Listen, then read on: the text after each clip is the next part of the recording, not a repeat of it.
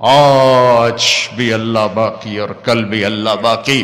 باقی طارق جمیل بھی مرے گا، یہ سب مجمع مرے گا، پروٹوکول والے بھی مریں گے، ریڈی والے بھی مریں گے. پھر ایک دن ایسا آئے گا کہ قبر کا نشان بھی کوئی نہ ہوگا، کوئی جاننے والا نہ ہوگا کون تھا، کہاں تھا، کیسا تھا. میرے رب کی قسم بڑا دھوکے میں مر گیا جو اللہ کو ناراض کر کے چلا گیا. میرے رب کی قسم گھاٹے میں چلا گیا جو اللہ کو ناراض کر کے چلا گیا. میرے رب کی قسم نقصان میں چلا گیا جو اللہ کے محبوب کو ناراض کر کے چلا گیا. وہی سہاگن ہے جسے مرتے ہوئے اللہ رسول خوش آمدید کہہ رہے ہیں. باقی سب برباد ہیں. ساری کائنات کو موت دے کے اللہ تعالیٰ اعلان فرمائے گا من کان لی شریکن فلیاتہ. کوئی شریک ہے تو آؤ. پھر دوسری دفعہ من کان لی شریکن فلیاتہ. کوئی شریک ہے تو آؤ. پھر تیسری دفعہ من کان لی شریکن فلیاتہ. کوئی شریک ہے تو آؤ. پھر اللہ زمین آسمان کو ایک جھٹکا دے گا، پھر کہے گا انا الملک، میں ہوں بادشاہ. پھر دوسرا جھٹکا دے گا کہ انا القدوس السلام المومن، میں ہوں قدوس السلام مومن. پھر تیسرا جھٹکا دے گا، پھر کہے گا انا المہیمن العزیز الجبار المتکبر. پھر اس کے بعد میرا اللہ کہے گا این الملوک، بادشاہ کہاں ہے؟ این الجبارون، وہ ظالم کہاں ہے؟ این المتکبرون، وہ تکبر کرنے والے کہاں ہیں؟ وہ ایڑی مار کے چلنے والے کہاں ہیں؟ ہٹو بچو کے شور والے کہاں ہیں؟ لمن الملک اليوم، کون ہے آج بادشاہ؟ کوئی جواب دینے والا نہیں ہوگا. میرا اللہ کہے گا للہ الواحد القہار، اکیلے شہنشاہ کی حکومت ہے. سب نے مرنا. میرے نبی بھی 12 ربیع الاول کو تشریف لے جا رہے ہیں. کیسے؟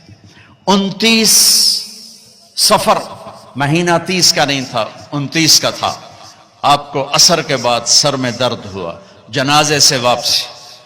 حضرت عائشہ کے گھر پہنچتے پہنچتے بخار ہوا، اور پھر آپ 12 تاریخ کو اس سارے دورانیے میں بخار سردرد، بخار سردرد، بخار سردرد.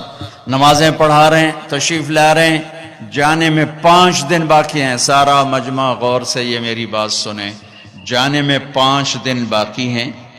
آپ نے فرمایا مجھے 7 کنوؤں کے پانی سے غسل دیا جائے. کنوؤں سے پانی لایا گیا. اب عائشہ کے گھر میں ٹپ نہیں تھا، ٹب تو حضرت حفظہ کے گھر سے ٹب منگوایا گیا. آپ اس میں تشریف فرما ہوئے. آپ اب ایک ایک کر کے 7 مشکیزوں کا پانی ڈالا گیا. بخار میں کمی آئی. آپ نے پٹی باندھی کس کے سر درد کی وجہ سے. علی و عباس رضی اللہ عنہما کے کندھے پر ہاتھ رکھا، اور پاؤں پوری طرح جم نہیں رہے تھے ضعف کی وجہ سے. آپ ممبر پہ تشریف لائے. اب سننا اپنے نبی کی بات. لوگوں، ایک زمانہ گزار کے جا رہا ہوں.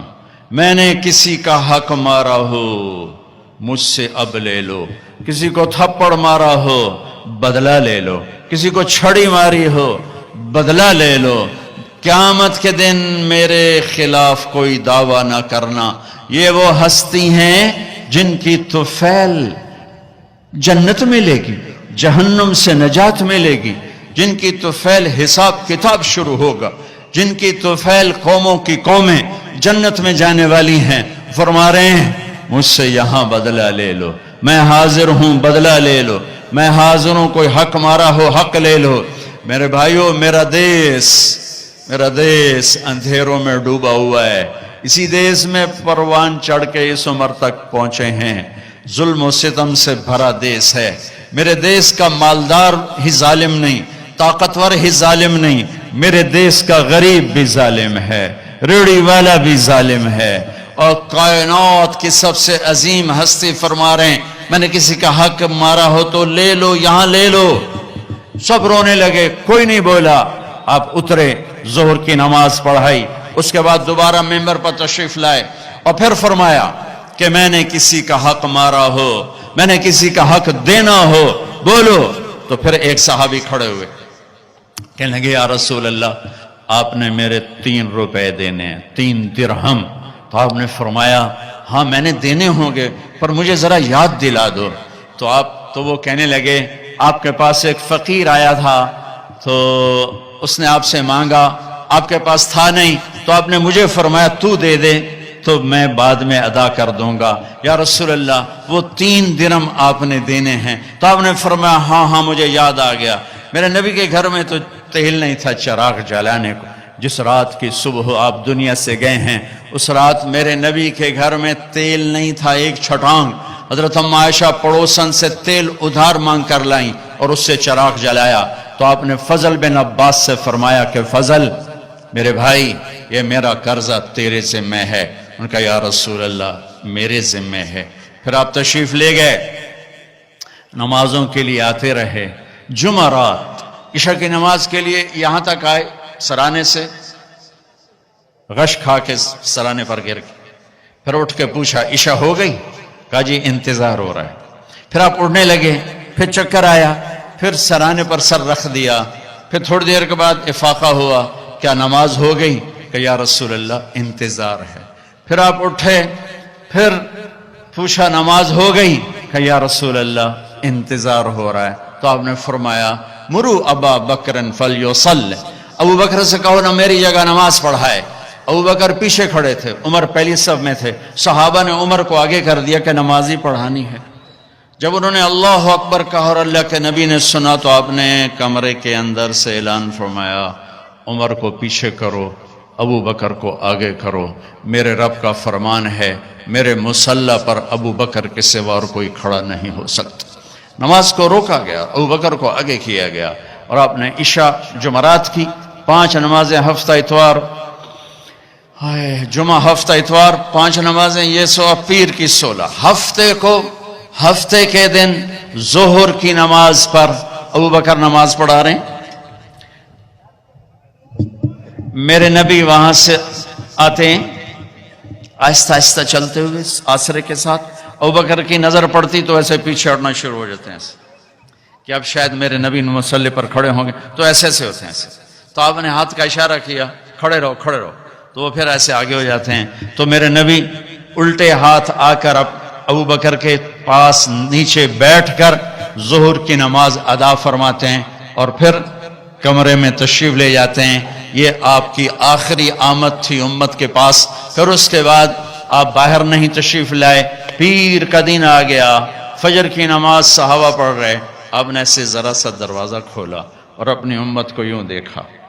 تو حضرت انس فرماتے ہیں عشق و محبت میں ہمیں یاد ہی نہیں کہ ہم نماز پڑھ رہے ہیں، ہم سب نے نماز میں اللہ کے نبی کو دیکھنا شروع کر دیا، ایسے گھر ہمیں یاد نہیں رہا۔ تو چونکہ ادھر دروازہ تھا تو سب نے ایسے یوں دیکھنا شروع کر دیا، تو آپ نے دروازہ بند فرما دیا، اندر تشریف لے گئے۔ اشراق کا وقت ہوا تو آج 12 ربیع الاول ہے، آج واپسی شالا ٹر دے سجن کوئی نہ ویکھے، ڈھے پمدے نے کنگرے ہاں دے، اچیاں باہیں تے لمیاں ڈھائیں تے ہوندے وین کسے دے نہ دے۔ یہ میری زبان کی شاعری ہے، تمہیں سمجھ میں آئے نہ آئے، بات بڑی کی ہے خواجہ غلام فرید صاحب نے۔